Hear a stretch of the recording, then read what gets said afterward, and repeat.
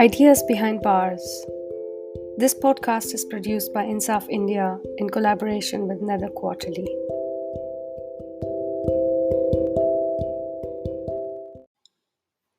Hello and welcome to the first episode of Ideas Behind Bars, a podcast in which we discuss the ideas, thoughts, and works of thinkers, activists, artists, and scholars from India who have ended up behind bars for their work or whose work has been censored or silenced.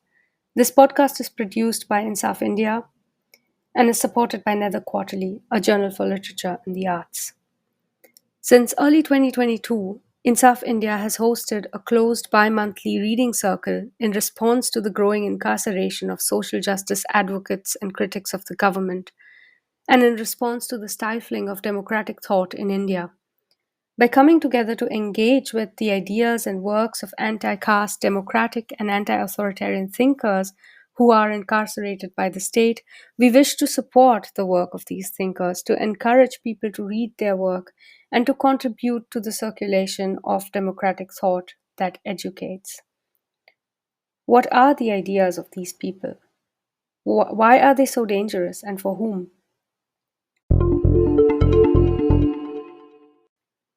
Today we discuss the work of Anand Teltumbde, an academic, scientist, scholar, and civil rights activist, and one of contemporary India's most compelling intellectuals. As you may be aware, Teltumbde's writings span several disciplines. He has explained the intersections of class and caste in India and exposed the inequalities endemic to Indian institutions, including the media, the education system, and the juridical system. He shows the classed and casteist underpinnings of liberalization and privatization that have re-entrenched social divisions, resulting in an increase in everyday caste violence. Heinous atrocities are on the rise. Resistance movements from marginalized communities are being destabilized. Teltumbde's robust scholarly work provides an understanding of the mechanics of inequality and discrimination. The following is a quote from one of our lead discussants at the reading session. I quote, "Teltumbde has worked extensively in the humanities, and he has also dabbled in technology. For instance, his insights on Aadhaar were quite radical compared to mainstream views for and against Aadhaar. He always questioned the NGO activist line, which was largely borrowed from Western libertarian ideas of privacy and surveillance. He often questioned privacy and culture from an anti-caste point of view, from the Dalit perspective. He asked questions like, what are we talking about here when we talk about Aadhaar?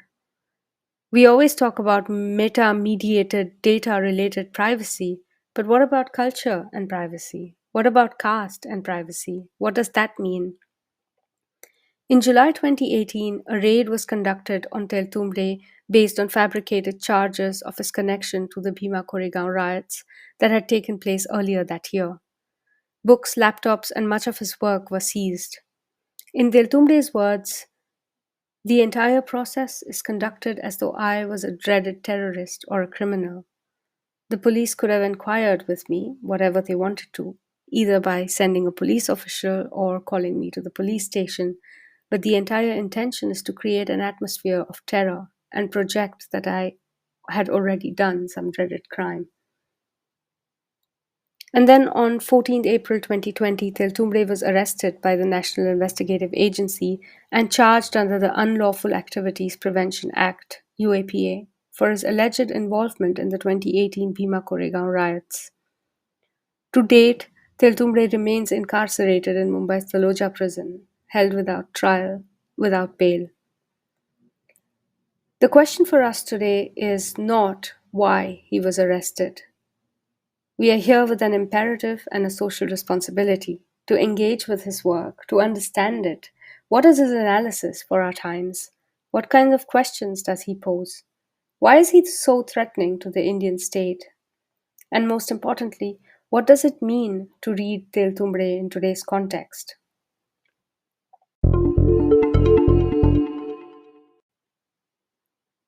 In our reading circle meeting, we read 3 texts, 3 chapters. We read the Education Mantra and Exclusion Sutra from the Republic of Caste. We read the chapter on mass media, massive prejudice from the persistence of caste, and we read chapter 2 called Hindutva, Dalits, and the Neoliberal Order from the book Hindutva and Dalits Perspectives for Understanding Communal Praxis. In each of these texts, we find analyses and critiques of important social systems, the Indian mass media, the education system, and the processes and systems of what he calls the neoliberal order. Teltumbde analyzes each of these systems from an anti caste point of view, providing a corpus of evidence on the role that caste and India's historical problem of caste exclusion has played in them. In today's session, we present two of these texts on mass media and the education system.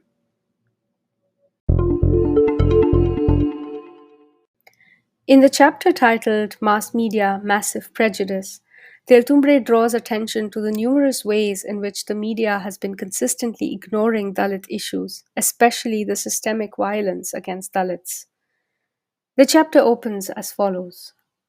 Teltumbde writes, "The media is a critical institution in a democracy. Yet Dalits and Adivasis, who, according to the 2001 census, constitute 24% of the Indian population, have almost no presence in this sector. This lack of a Dalit presence, as Teltumbde writes, among those who decide and create news content, the journalists and the editorial staff, leads invariably to a systematic lack of, I quote, understanding or empathy for the Dalit cause, unquote. Teltumbde illustrates the nature and consequence of the systematic indifference through the case of the Bhima Koregaon riots. Concerning the events of Bhima Koregaon and Khairlanji, Teltumbde puts out a corpus of evidence on how the Indian mainstream media consistently ignored the entire event and reportage. In fact, in the first ever report that got published in mainstream media outside Vidarbha was in the DNA, the Daily News and Analysis India, 8 days after the Khairlanji massacre, the brutal murders of 4 scheduled caste citizens by villagers of Khairlanji in 2006. The chapter puts out a timeline, who published what and when, and Teltumbde's analysis is bleak. The fault lines are numerous. I present some quotes. Right? Teltumbde writes, "The initial coverage of the issue in the Nagpur papers, Deshonati, Lokmat Samachar and Lokmat Times, plied the sensationalist police story of moral justice, hyping the adultery angle without investigating it. Such reporting masked caste realities and ensured that readers had no sympathy for the victims." Unquote. After the DNA report, and here's another quote, "The next notable report in a national newspaper was a piece titled Just Another Rape Story by American journalist Sabrina Buckwalter in the Times of India on 29 October 2006, by far the most objective reporting anywhere till then. Being a foreigner, she could objectively see caste and corruption for the viruses they are. Caste kills and humiliates Dalits, and corruption aggravates the harm by hiding it from civil society. She paid the price for her frankness when her employment visa expired in July 2007 and the authorities refused to renew it." Unquote. And so it goes. Teltumbde's analysis reveals why caste is not only ignored by the media whenever possible, but when it is addressed, it threatens the entire system. I quote again. "The immediate and easy answers perhaps lie in the media's market orientation to catch more eyeballs and the social prejudice among media personnel. A crime story has intrinsic sensation and an appeal to suppressed instinct. It provides both a simplification of reality as well as intrigue and thrill. This has huge entertainment value. However, when a crime is associated with caste, these attributes stand overwhelmed. Discussing caste crimes and the everyday murders of Dalits does not offer the consumers of television any pleasure. On the contrary, it reduces the pleasure factor by inducing guilt. Viewers could not feel entertained if the media were to remind them of their own fundamental consciousness, caste. Caste violence complicates reality even if it is presented in the most simplistic terms. Reporters and viewers cannot easily detach themselves from caste atrocities, for a majority of them share the value system that causes such violence in the first place. Since this is disturbing, it lacks amusement value. End of quote. Teltumbde, of course, offers no easy answers. He simply unveils the elephant in the newsroom and demands a radical change in the media ecology itself. A single caste sensitive or Dalit journalist will not solve the problem. It's far too deeply ingrained. News is shaped by much more than the headlines. It is forged in a very intimate space between the media owner and its dedicated reader. And that space continues to be extremely casteist, Brahminical, and anti-Dalit.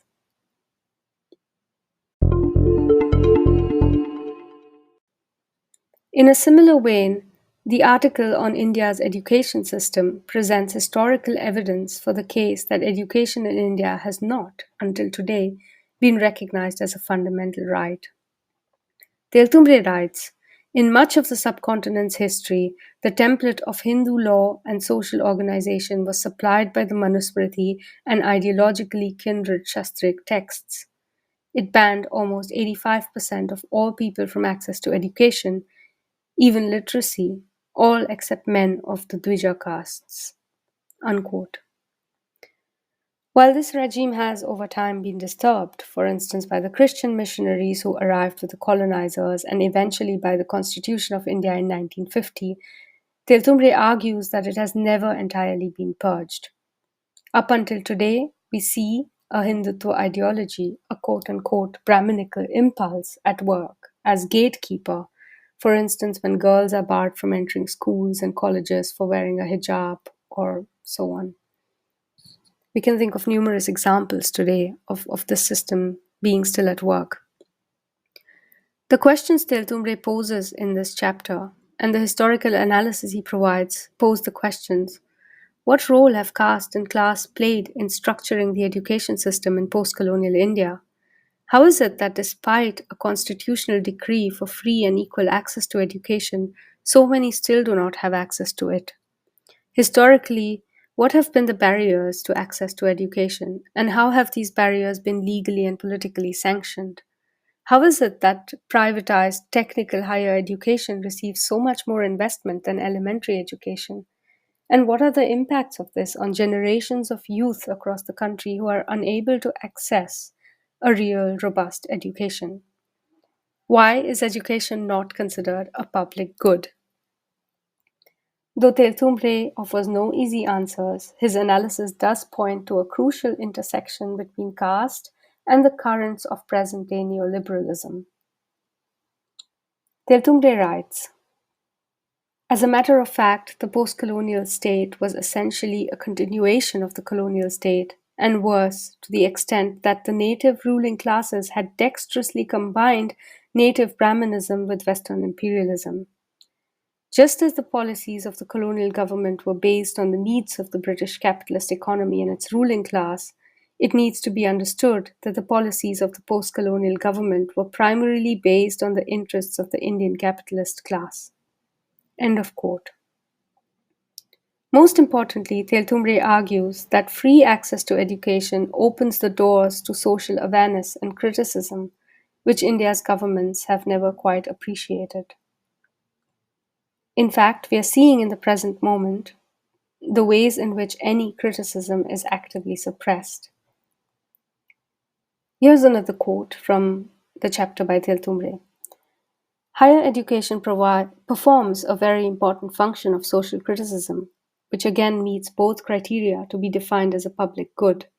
Social criticism is generated as part of the effects of higher education, a democratization that is inferred from the self-critical method of analysis used in academic discourse and learning methods, where higher education becomes the preserve of limited agents and is localized in nepotistic centers. The resultant mode of social criticism serves the interests of those who have access to higher education. Its ideology, its status quo, is to perpetuate and reinforce inequalities. This is what happened in India when education was confined to the Brahminical castes. No sooner was it opened up to the subordinate castes than the anti caste movements began. Social criticism expressed in a democracy is not an exclusionary practice. It adds a voice into the debate or a vote to the mass. The benefits may be limited in impact but are widely diffused in effect, which is something that the government needs to take cognizance of. Where every member of a democracy has an equal vote, criticism cannot be individuous. Social criticism in liberal democracies is generally recognized as conducive to the shared good and ought to be treated as such. End of quote. We would like to end this short summary with an excerpt from an interview with Teltumbde at the Bangalore Literature Festival in 2018, shortly before his arrest, wherein he's clear about the dangers India currently faces and the kinds of coalitional political groundwork that is required to counter it. I would rather see it as a solution, that the only solution, because we cannot go by identities. Actually, caste cannot be a viable identity to construct any radical struggle. Okay, that should be understood first. And we have to find some substitute kind of thing and bring people together on something like sans caste lines. So that is the only approach in India that you can counter the present menace of these fascist parties.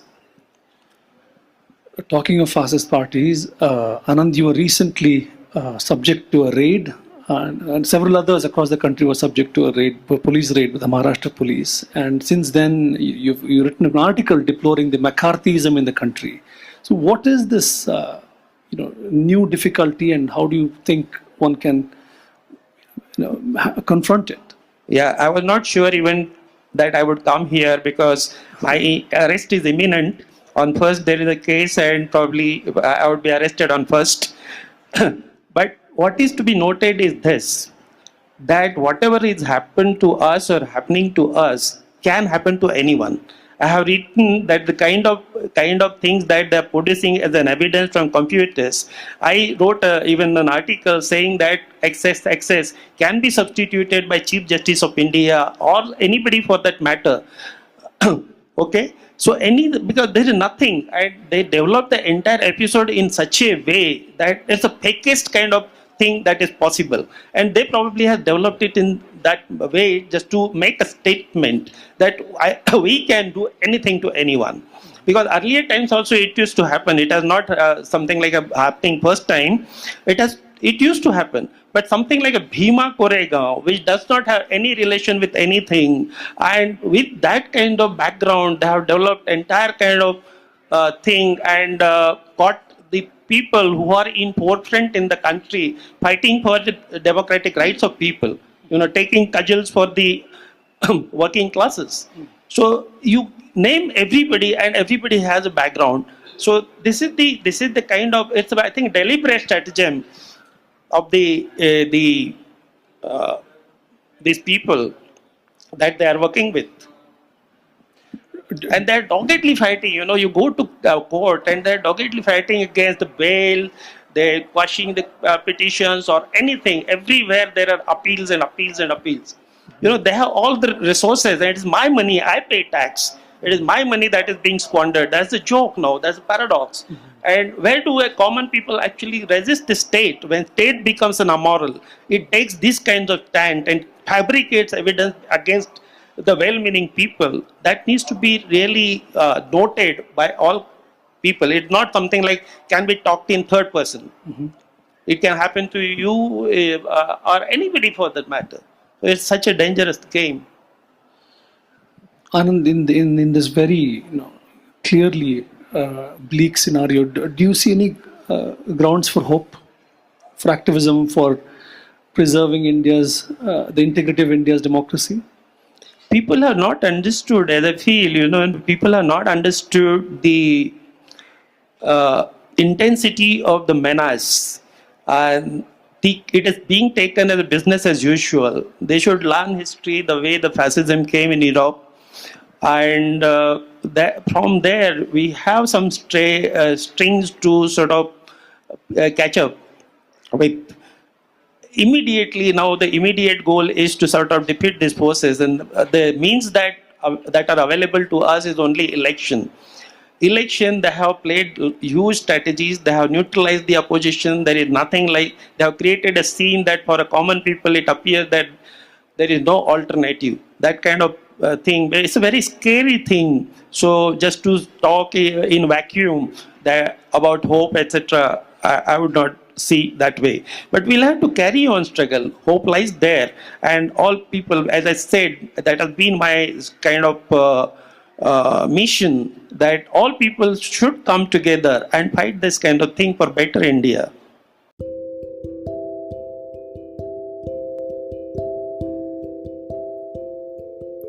This was the first edition of the Ideas Behind Bars podcast.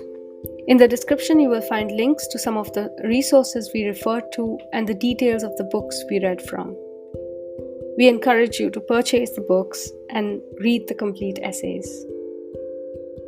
We welcome the free use and circulation of this podcast with first publication credits to InSAF India and the correct citations of the quotes, of course. Stay tuned for more episodes on the work of Shoma Sen, G.N. Sai Baba, Varavara Rao, Henny Babu, and more. Follow us on Twitter at InSAF India for our latest updates.